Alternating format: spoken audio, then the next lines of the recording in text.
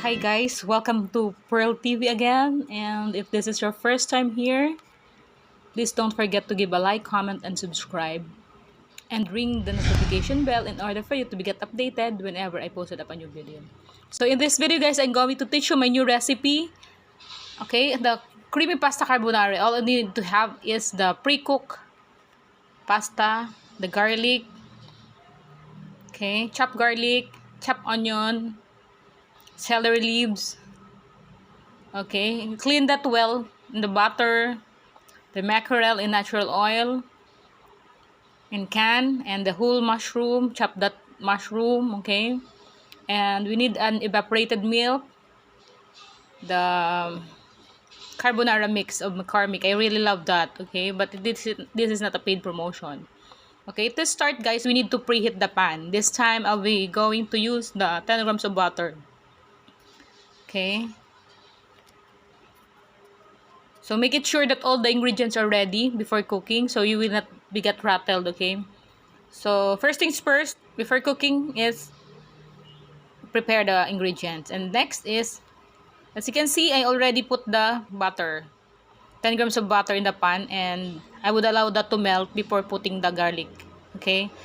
And while we are waiting for the butter to melt, I used to combine the milk mixture and I used to combine the milk together with the carbonara mix, okay? The purpose is to dissolve the carbonara mix in milk, okay? Because that will serve as our sauce when we are already done cooking the pasta, okay? So after the carbonara mix is being dissolved, once you're done, you have to set that aside, okay? Mix that well guys, making sure that no lumps are left, okay? Ensure that the carbonara mix is being dissolved well, okay? And once the butter had melted already, you can now put the garlic.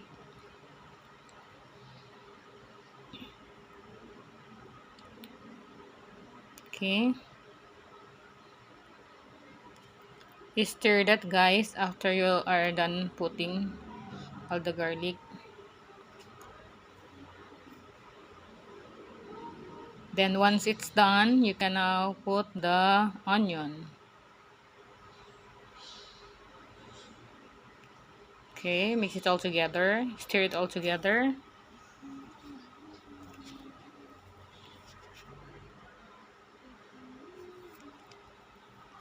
Then once it's done, next you can put the mackerel sardines. Put the mackerel sardines in can.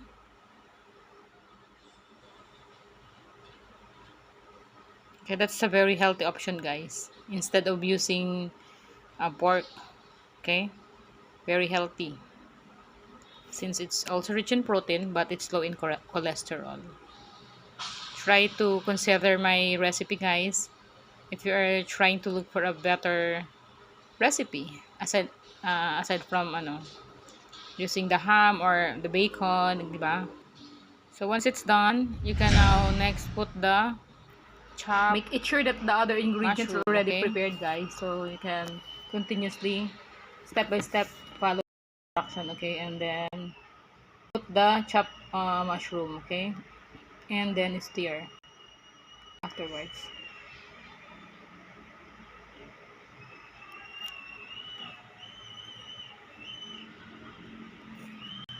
Once you have added the mushroom guys, you can now add the pre-cooked pasta, the noodles, and stir it again.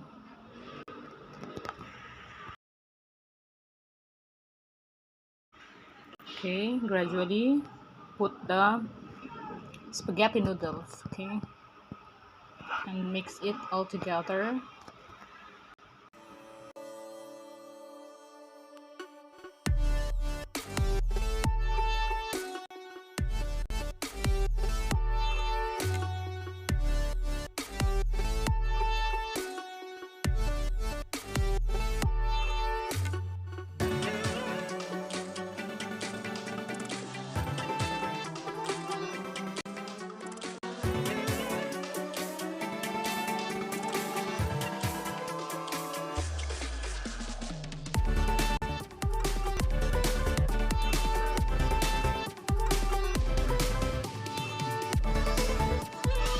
Ayun guys, kung hindi kayo gaanong ka-eksperto sa pagluluto ng pasta, okay?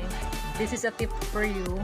Kung ano yung nakalagay doon sa packaging ng noodles na lulutuin nyo, itundin nyo, okay? Or wag nyong i-exceed doon, okay? Tapos pakatapos para hindi siya overcook. After yung lutuin,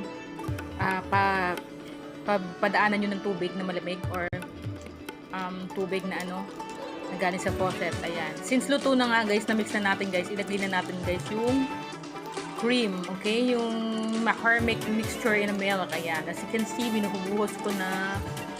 So yummy. It's really yummy. Ako talaga, I really love McCormick. This is not a paid promotion guys. Yun yung nagugustuhan ko lagi. Ayan. Tingnan nyo guys. So creamy. Diba? 1 can of milk. Inubos ko na guys yung 1 can of milk kasi sabi ko hindi naman siya diba? Mas masarap nga na creamy. Ayan. As you can see, haluin ng mga bonggang-bongga. At ayun na nga guys, since nasabi ko sa inyo guys, diba? Lulutuin pa natin ng ganyan. Huwag nyo i-overcook. Kung niluluto nyo nasa packaging is kailangan. Ayun guys, lutuin nyo lang ng 8 minutes guys kasi ilalagay nyo pa dyan, diba? Sa pagluto ng together with the sahog. Eh di maluluto na din siya dyan. Okay, so the best yung pag pinasadahan nyo ng tubig kasi makikil yung cooking process niya. So, ayun. Pag nilagay nyo siya dyan, ang firm ng and choose also the best quality of spaghetti. Kasi may mga spaghetti talaga na is not good for, kung gusto mo ma-achieve talaga yung magandang result, you choose the best spaghetti din. And also, you need to become, knowledgeable on how to cook. Ayan, guys, nilalagay ko na guys ang celery. Sa puntong yan, ayan. Chinap ko. Kinuha ko yung mga leaves ng celery guys at chinap ko guys. At in-sprinkle ko na and then mix it all together. So as you can see, it's so creamy, diba? Gayahin nyo guys. Sundan nyo guys yung proseso ko. Wala akong tinagong step dyan. As in, kung ano yung pinakita ko dyan, siya talaga yon. Okay? So mix, ayan. Titikman na ni Mamshi. Tikman ko na. Kasi ako ayoko talaga ng maalat guys. Iwas talaga ako sa maalat. So, nakita nyo naman kung ano yung nilagay ko yun lang. Kung gaano kakonti yung asin na nilagay ko yun lang. And then, it's approved for me. After checking the taste. Okay, hindi ko pa nga nilagay yung cheese okay na yon. So, matabang that time. So, now I'm gonna add cheese to neutralize the taste of the sweetness and at the same time the saltiness. So, ayun guys. This is just a sort of tip also para hindi tayo magkasakit sa mga kidney, 'di ba? So, damihan natin yung inom din lagi ng tubig. And at the same time, limit eating salty foods. So, in that cooking, ayan, nakita nyo naman, hindi naman siya ganun ka-salty and very, lang naman yung cheese. Okay, I hope you learned something from this video, guys. Ayan. And you would love to share this video to all your beloved family and friends. And it's approved for me. I really love the food, as you can see. Kakatapos ko nga lang magmukbang ngayon live. Yung leftover yon, sarap pa din. Okay, okie-dokie. Thanks for watching guys. Please generously share a like, subscribe and share. And I will be very happy if you will leave a comment that you have learned from this cooking tutorial. This is Pearl, your mommy home chef.